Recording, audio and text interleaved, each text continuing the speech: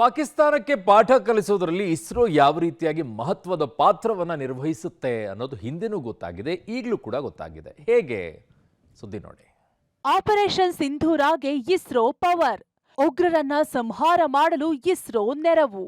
10 ಉಪಗ್ರಹಗಳಿಂದ ಶತ್ರು ಮೇಲೆ ಸತತ ನಿಗಾವಣೆ. ಪೆಹಲ್ಗಾಮ್ ಉಗ್ರರ ದಾಳಿಯ ಪ್ರತೀಕಾರವಾಗಿ ಭಾರತ ಆಪರೇಷನ್ ಸಿಂಧೂರ ಮೂಲಕ ಪಾಕ್ ಮೇಲೆ ಸಮರ ಸಾರಿದೆ. ಭಯೋತ್ಪಾದಕರು ಉಗ್ರ ಪೋಷಕರನ್ನ ಬಿಡೋ ಮಾತೇ ಇಲ್ಲ ಎಂಬ ಶಪಥದೊಂದಿಗೆ ಕಾರ್ಯಾಚರಣೆ ನಡೆಸಿದೆ.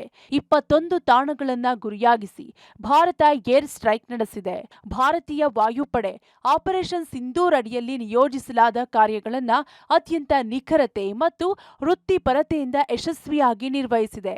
ಪಾಕಿಸ್ತಾನದಲ್ಲಿನ 9 ಉಗ್ರ ತಾಣ, ಪಾಕ್ ಏರ್ಬೇಸ್ಗಳು, Lahore air defence system, radar ಸಿಸ್ಟಂಗಳು ಧೂಳಿಪಟವಾಗಿವೆ. ಪಾಕ್ಗೆ ನುಗ್ಗಿ ಹೊಡೆದ ಭಾರತದ ದಾಳಿಗೆ ಪಾಖಂಡಿ ಬೆಚ್ಚಿ ಬೆದರಿ ಹೋಗಿದೆ. ಅಂದಹಾಗೆ ಪಾಕಿಸ್ತಾನದ ಮೇಲೆ ಏರ್ ಸ್ಟ್ರೈಕ್ನ ಮಹತ್ವದ ಜಯದಲ್ಲಿ ಬೆಂಗಳೂರಲ್ಲಿ ಕೇಂದ್ರ ಕಚೇರಿ ಹೊಂದಿರುವ ಭಾರತೀಯ ಬಾಹ್ಯಾಕಾಶ ಸಂಶೋಧನಾ ಸಂಸ್ಥೆ ಇಸ್ರೋ ಕೂಡ ಮಹತ್ವದ ಪಾತ್ರ ವಹಿಸಿದೆ ಎಂಬ ಅಚ್ಚರಿಯ ವಿಷಯ ಬೆಳಕಿಗೆ ಬಂದಿದೆ.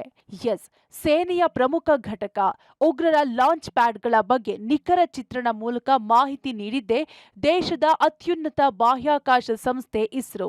ದಾಳಿಗೂ ಮುನ್ನ, ದಾಳಿಯ ವೇಳೆ ಮತ್ತು ದಾಳಿಯ ಬಳಿಕ ದಿನದ 24 ಗಂಟೆಗಳ ಕಾಲವು ಸತತವಾಗಿ ಪಾಕಿಸ್ತಾನದ ಮೇಲೆ ನಿಗಾ ಇಟ್ಟು ಭಾರತೀಯ ಸೇನೆಗೆ ಅತ್ಯಮೂಲ್ಯ ಮಾಹಿತಿ ನೀಡಿದೆ.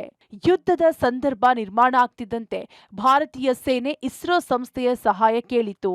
ಹೀಗಾಗಿ 10 ಉಪಗ್ರಹಗಳಿಂದ ಸತತ ನಿಗಾ ವಹಿಸಿದ್ದ ಇಸ್ರೋ ಉಗ್ರರ ನೆಲೆ ಫೋಟೋಗಳನ್ನ ಕಳುಹಿಸಿ ಕೊಟ್ಟಿತ್ತು.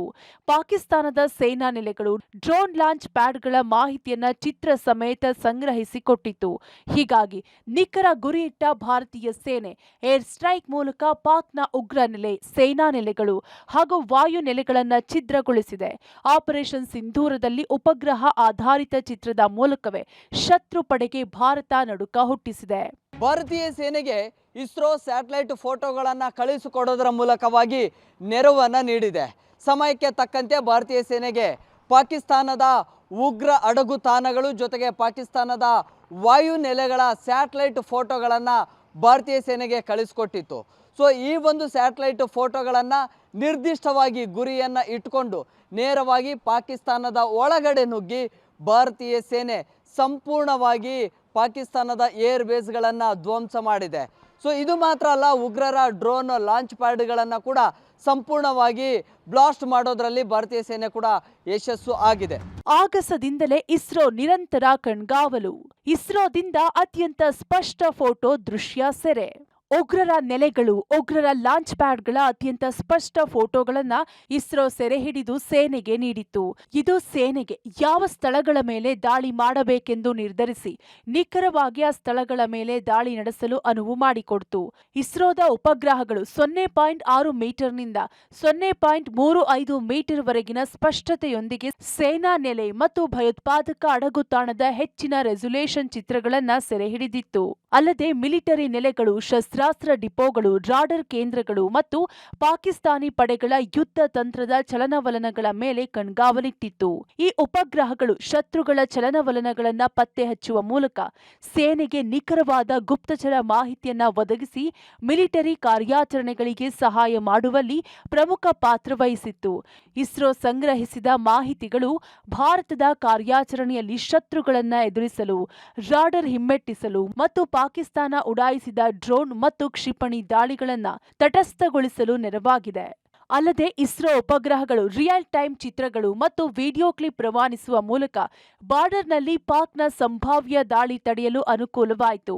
ಭದ್ರತಾ ಪಡೆಗಳು ತ್ವರಿತ ಕ್ರಮ ಕೈಗೊಳ್ಳಲು ಸಹಾಯವಾಯಿತು. ಇಸ್ರೋನ 10 ಉಪಗ್ರಹಗಳು ರಿಯಲ್ ಟೈಮ್ ವಿಡಿಯೋ ಫೋಟೋಗಳನ್ನು ಕ್ಯಾಪ್ಚರ್ ಮಾಡಿದೆ.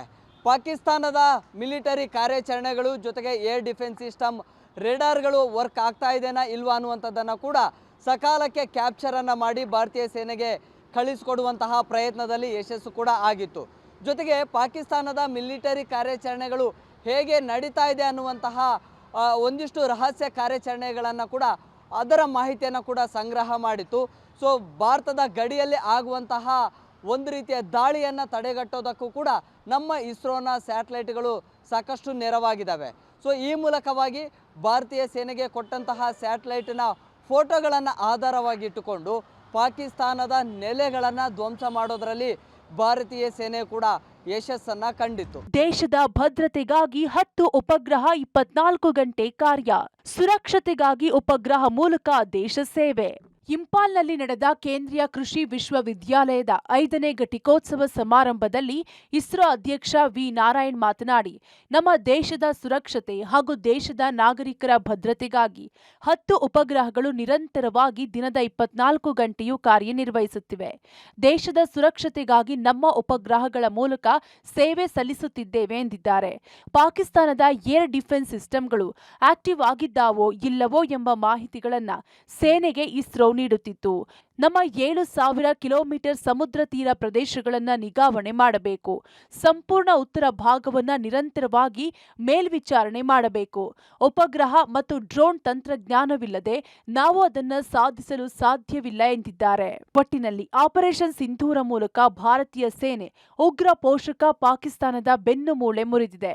ಭಾರತದ ಮಿಸೈಲ್, ಡ್ರೋನ್ಗಳು ಉಗ್ರರ ನೆಲೆಗಳನ್ನು ಹುಡುಕಿ ಧ್ವಂಸ ಮಾಡಿವೆ. ಪಾಕ್ನ ವಾಯುನೆಲೆಗಳು ಛಿದ್ರಗೊಂಡಿವೆ. 5 ಪ್ರಮುಖ ಉಗ್ರರು ಸೇರಿ 100 ನರರಾಕ್ಷಸರು ಹತರಾಗಿದ್ದಾರೆ.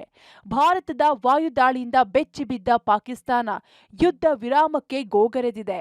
ಆಪರೇಷನ್ ಸಿಂಧೂರ ಕಾರ್ಯಾಚರಣೆಗೆ ಇಸ್ರೋ ನೆರವು ನೀಡಿರೋದು ಭಾರತದ ಬಾಹ್ಯಾಕಾಶ ತಂತ್ರಜ್ಞಾನ ಎಷ್ಟರ ಮಟ್ಟಿಗೆ ಪ್ರಭಾವಶಾಲಿಯಾಗಿದೆ ಅನ್ನೋದಕ್ಕೆ ಕೈಗನ್ನಡಿಯಾಗಿದೆ. News desk, public TV.